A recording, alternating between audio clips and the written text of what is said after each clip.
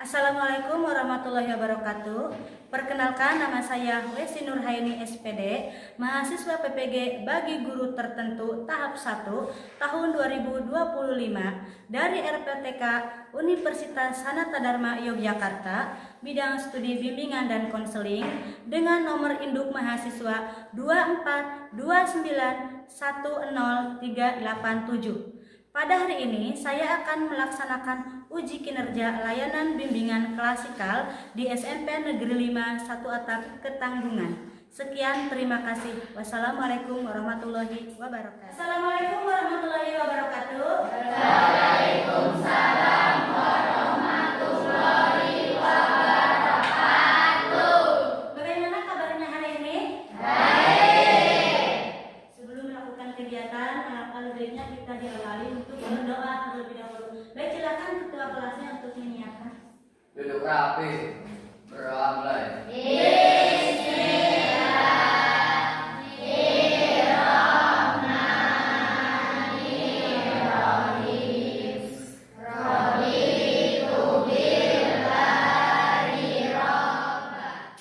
Untuk selanjutnya, Bu Guru presensi terlebih dahulu ya. Adik Ada. Samuel, adik, untuk selanjutnya di sini Bu Guru akan memberikan suatu layanan bimbingan klasikal yang bertemakan bullying. Tapi sebelum masuk ke tema ini, alangkah lebih baiknya kita melakukan ice breaking terlebih dahulu, biar kalian itu bisa fokus untuk menerima materi yang saya berikan. Siap? Siap. Silakan untuk berdiri.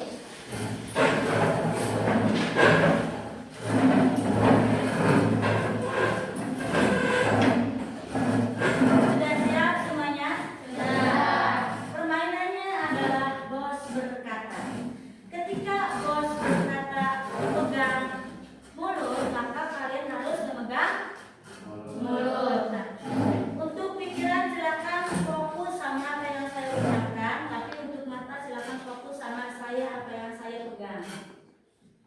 Sudah siap? Sudah. Paham untuk permainannya? Paham. Selanjutnya untuk kita mulai. Bos berkata pegang telinga. Bos berkata turunkan. Bos berkata pegang tangan kanan. Bos berkata turunkan. Tangan dong kita. Silakan bisa duduk kembali. Sebelumnya di sini Bu Guru akan menjelaskan tujuan. Tujuan layanan bimbingan klasikal ini yang pertama memberikan informasi terhadap kalian, baik informasi yang lagi booming, yang akan terjadi ataupun yang sudah terjadi, untuk mencari solusinya untuk memberikan suatu ilmu pengetahuan. Paham? Paham. Oke. Untuk selanjutnya di sini selama bimbingan klasikal kita melakukan kesepakatan waktu terlebih dahulu. Di sini Bu Guru tawarkan waktunya kira-kira mau 40 menit atau 50 menit. 40 menit. Mulai sekarang kita gunakan atau manfaatkan waktu ini dengan baik selama 40 menit ke depan. Tentang bullying atau stop bullying atau perundungan di sekolah. Kalian pernah mendengar tentang bullying atau perundungan? Bagaimana, sudah mencermati? Sudah. Selanjutnya di sini, apa sih bullying itu? Bullying adalah penggunaan kekuasaan atau kekuatan untuk menyakiti seseorang atau kelompok. Seperti perilaku mengancam, menindas, membuat perasaan orang lain tidak nyaman. Misalkannya melakukan ancaman, apalagi sekarang kalian kelas 8 punya adik kelas. Jangan sampai menjadikan kekuasaan kalian kedudukan di kelas 8 itu untuk mengancam atau menindas yang lebih kecil. Jangan seperti itu termasuk bullying. Seseorang dikatakan menjadi korban apabila dia diperlakukan negatif, secara sengaja membuat luka atau tidak nyaman melalui kontak fisik atau perkataan. Yang selanjutnya itu ada macam-macam bullying. Ada 4 macam bullying. Yang pertama bullying secara sosial, kemudian bullying atau cyberbullying, bullying secara fisik, dan bullying secara verbal. Bullying secara sosial itu menyebarkan rumor hingga mengejek untuk menjauhi seseorang merupakan tindakan bullying sosial. Contohnya menyebarkan gosip-gosip yang tidak dilakukan oleh orang yang digosipkan tersebut sehingga orang tersebut merasa dikucilkan atau dijauhkan dari teman-temannya. Selanjutnya cyberbullying itu penggunaan media sosial. Kalian punya media sosial semuanya? Nah, Facebook punya? TikTok? Instagram? Semuanya. Nah, ketika kalian melihat berita-berita yang up to date, yang terupdate di Instagram atau di TikTok, biasanya ada kolom komentar, bahkan ada yang negatif, ada yang positif. Nah, ketika kalian tidak suka dengan video-video tersebut, maka kalian tidak usah menggunakan komentar-komentar yang negatif ikut-ikutan dengan komentar orang lain, apalagi orang yang kalian komentar itu tidak kenal. Itu termasuk bullying di media sosial, ya. Kemudian selanjutnya bullying secara fisik. Bullying secara fisik jelas dan kelihatan seperti memukul, kemudian menendang sehingga sampai merusak barang. Biasanya sering terjadi di sekolah itu melempar tas temannya, atau mungkin karena temannya itu pendiam atau merasa lebih lebih rendah dibandingkannya, sehingga dia kadang melempar, niatnya bercanda, tapi itu termasuk tindakan bullying karena itu menyebabkan suatu kerusakan barang orang lain, ya. Atau mencoret-coret buku temannya, karena temannya mungkin bukunya selalu ditaruh di meja, kamu itu coret-coret atau menggambar dan lain sebagainya, sehingga temannya itu merasa buku-buku saya dicoret-coret, ya padahal saya nggak ikhlas. Termasuk bullying karena menimbulkan rasa sakit hati. Kemudian bullying secara verbal atau ucapan. Di sini ada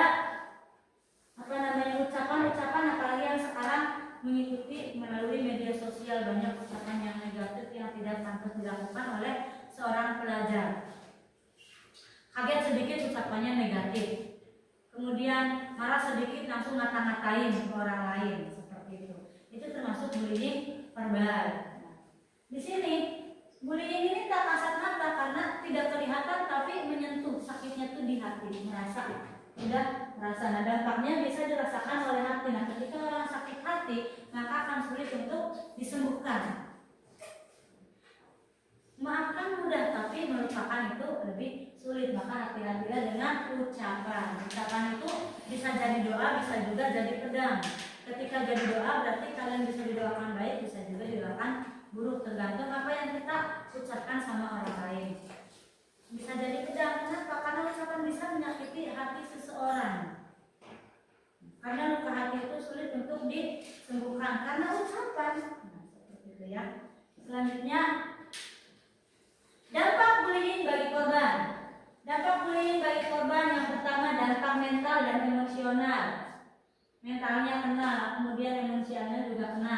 Seperti stres, cemas karena dikucilkan, dan tidak percaya diri dan mudah marah atau frustasi. Contohnya tadi bullying bullying verbal atau bullying sosial. Misalkannya tadi digosipkan, sehingga anak yang digosipkan itu karena dijauhkan sama temannya, dia itu enggan berangkat ke sekolah karena dia rasa-rasa atau cemas. Aduh, saya kepikiran ya, kemarin saja saya nggak punya teman. Sekarang apakah kalau saya berangkat sekolah punya teman atau nggak? Cemas, sehingga terjadi yang namanya stres, malas makan, malas semuanya, sehingga timbullah yang namanya sakit fisik juga. Selanjutnya ada dampak fisik seperti memar. Ini bullying fisik, memar, luka, kemudian muncul di tubuh korban itu sakit perut, sakit kepala, dan kesulitan untuk tidur. Itu karena ada hal-hal yang dirasakan karena habis dibully secara fisik oleh temannya atau sekelompok orang. Kemudian selanjutnya dampak akademis seperti nilai mata pelajaran mulai menurun dan malas untuk datang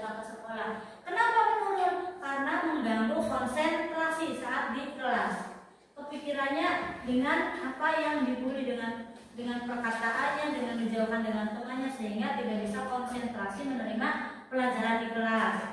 Nah, selanjutnya itu dampak sosial, seperti terisolasi, dikucilkan oleh siswa lain, enggan dan sulit mengobrol dengan siswa lain. Nah, karena cemas atau harga dirinya menurun tadi, itu dampak sosialnya, sehingga dia takut untuk bersosialisasi dengan yang lainnya. Karena kemarin misalkannya karena sudah dikucilkan, tidak ditemani, sehingga dia untuk bergabung dengan teman lainnya juga masih mempunyai rasa cemas, sehingga dia merasa dikucilkan, merasa kok saya seperti ini, apakah saya sejelek ini, timbullah pikiran negatif, sehingga merasa harga dirinya menurun.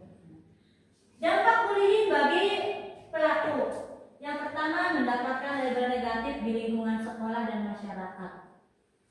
Bagi pelakunya ini yang melakukan bullying, dampaknya berarti dia punya situ tuh tukang bully, langsung dampaknya kan negatif.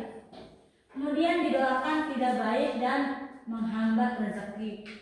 Yang disakitin, yang dibully itu mungkin karena sakit hatinya, dia mendoakan mungkin semoga saja dia tidak dapat peringkat, semoga saja dia dan lain sebagainya.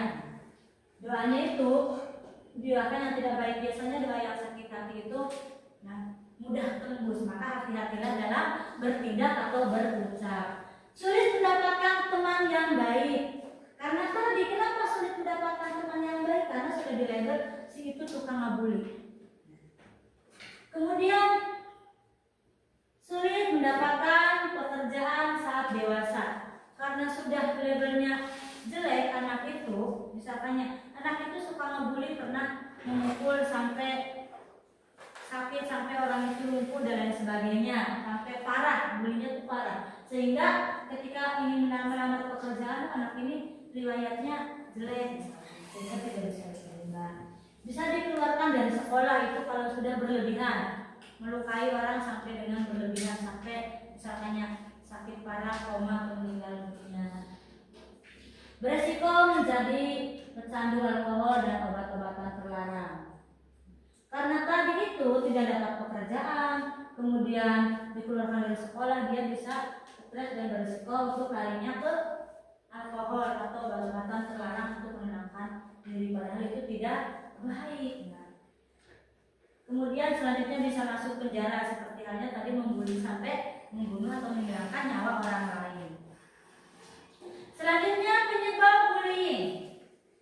Ingin dianggap populer, karena inilah aku kelas tinggi, paling tinggi, ingin dianggap populer, jadi dia melakukan tindakan-tindakan yang negatif. Kemudian ingin memiliki kekuasaan dan memegang kendali, karena ingin temannya itu nurut sama dia semua misalnya. Kurang mendapatkan perhatian dari keluarga dan orang lain di sekitarnya, jadi dia cari perhatiannya sama orang-orang di sekitar, sama temannya, kemudian sama adik kelasnya, dengan tindakan yang tidak baik, dengan tindakan yang membuli. Kira-kira dengan tindakan yang membuli itu orang lain akan menghormati tidak? Tidak. Pernah menjadi korban bully, misalkannya dulu pernah dibully waktu pertama kali masuk sekolah, kemudian sekarang aku sudah kelas yang paling tinggi, aku bisa balas dendam sama adik kelas. Tidak boleh, jangan seperti itu ya. Kemudian pengaruh gadget atau game online. Misalkannya kalian sering nonton di HP atau di YouTube, nonton YouTube atau game online, dengan mungkin game online main dengan lawan dan bahasa-bahasanya yang kasar, kemudian hal itu terbiasa diucapkan sama teman sendiri. Nah, teman sendiri itu sedang sensitif rasanya, sehingga terjadilah yang namanya sakit hati. Oke, paham tidak sampai sini? Ini mencegah bullying di sekolah. Cara mencegahnya yang pertama, menciptakan budaya anti bullying di sekolah. Yang kedua, punya komitmen. Yang ketiga, respon yang jelas terhadap tindakan bullying.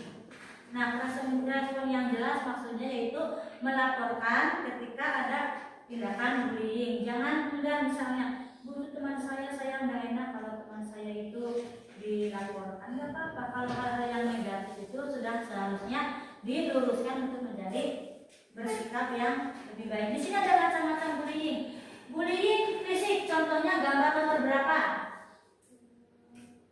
1, 2, 3, 4, 5, 6. Kemudian bullying verbal. Contohnya nomor 111. Kemudian ini nomor berapa ini? 10. Ya, 10. Dikata-katain. Kemudian bullying sosial. Di bullying sosial nomor 9 kelihatan ya. Nomor 9, nomor 8, nomor 7. Dan bullying atau cyberbullying sosial media nomor 2 dan 3. Sudah jelas ya? Kalau sudah jelas di sini Bu Guru mempunyai lembar diskusi kelompok.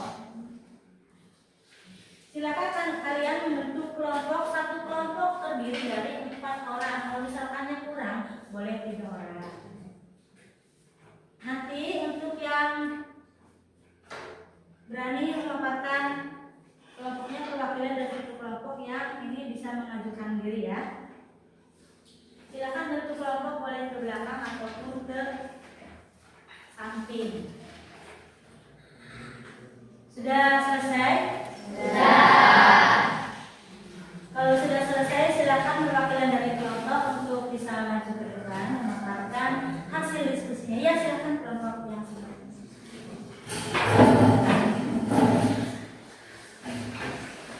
Perwakilan ini ya. Kelompok berapa orang? 4 orang ini perwakilan. Ya, silakan. Assalamualaikum warahmatullahi wabarakatuh. Waalaikumsalam warahmatullahi wabarakatuh. 1. Sebutkan dampak bagi siswa yang mengalami bullying. 1. Stres. 2. Cemas. 3. Malas datang ke sekolah. 2. Apa yang harus dilakukan saat melihat bullying di sekolah? 1. Menciptakan budaya anti-bullying. 2. Komitmen. 3. Respon yang jelas terhadap tindakan. Ya, silakan. Assalamualaikum warahmatullahi wabarakatuh. Beri tepuk tangan buat teman-teman.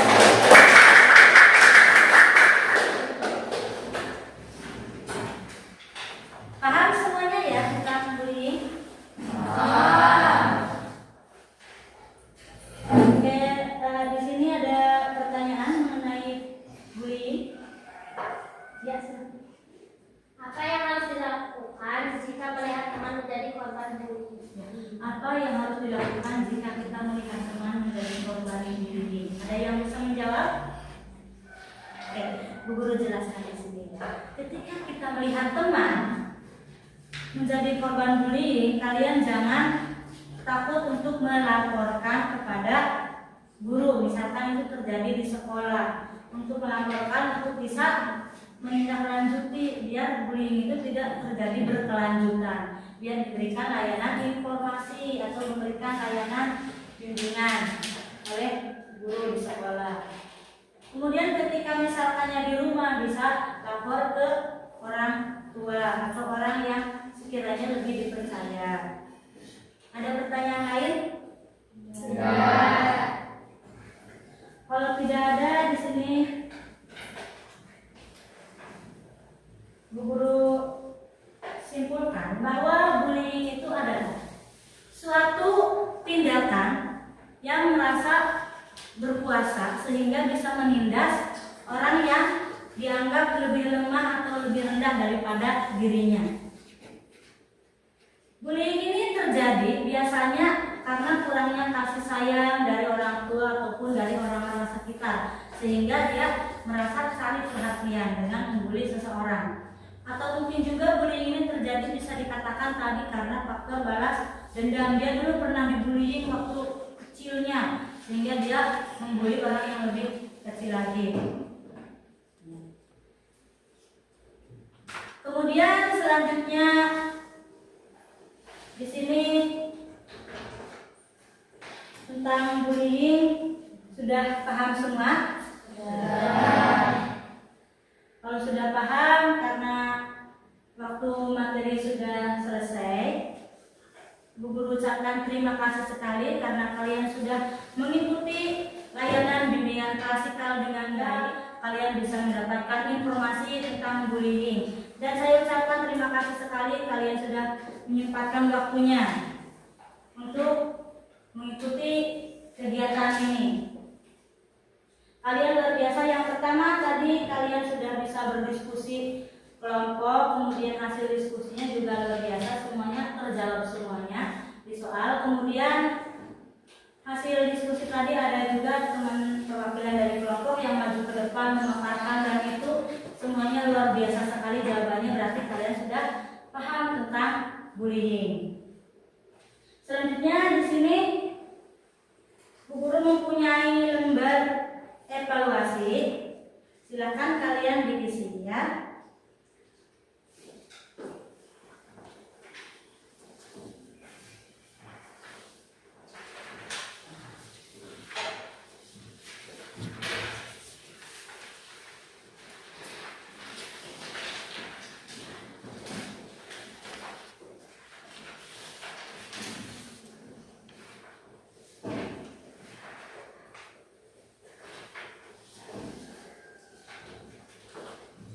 Silakan jangan lupa ditulis nama lengkap ya, kemudian kelas, dan di sini ada tema dan tanggal. Tanggalnya sekarang hari apa, tanggal berapa, temanya. Kemudian di situ hasil evaluasinya silakan bisa diisi sesuai dengan apa yang kalian rasakan atau kalian alami.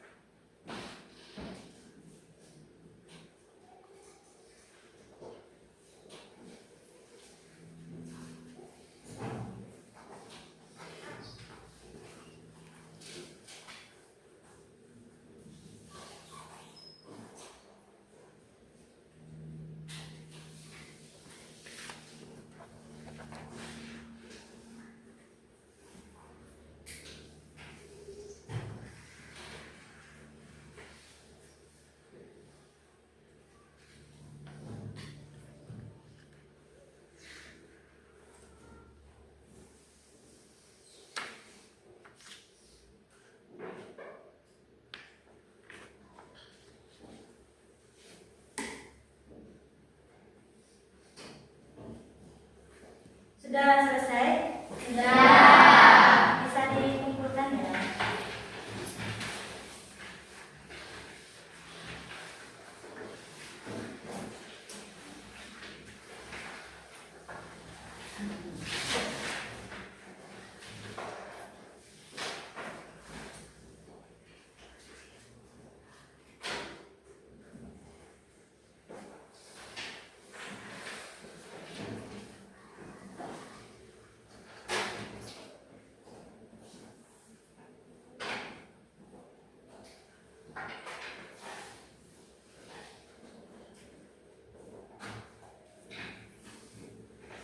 Oke, terima kasih kalian sudah mengisi refleksi sama mengisi lembar evaluasi. Semoga kegiatan hari ini bermanfaat dan ilmunya juga bermanfaat. Dan semoga kedepannya tidak ada lagi tindak bullying di sekitar kita ataupun di sekitar lingkungan kita baik di sekolah maupun di rumah. Dan ketika ada tindakan bullying, kalian sudah paham bagaimana caranya untuk mencegah atau cara untuk meluruskan orang yang bertindak bullying. Paham ya? Paham.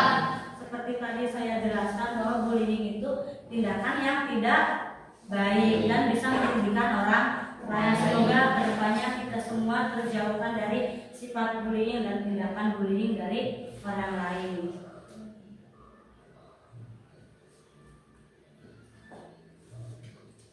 Ada pertanyaan lain mengenai ini? Tidak.